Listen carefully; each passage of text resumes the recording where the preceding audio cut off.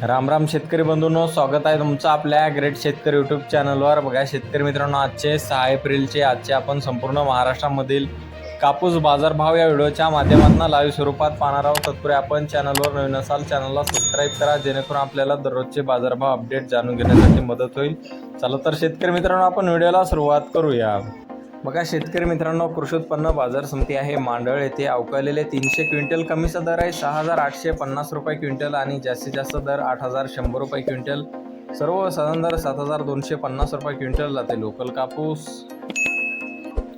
बघा पुढे आहे वरोरा शेगाव बाजार समिती अवकालेले 274 क्विंटल. कमीचा दर 5,500 रुपये क्विंटल आणि जास्तीत जास्त दर 8,200 रुपये क्विंटल. सर्वसाधारण दर 7,800 रुपये क्विंटल जाते मध्यम स्टेपल कापूस.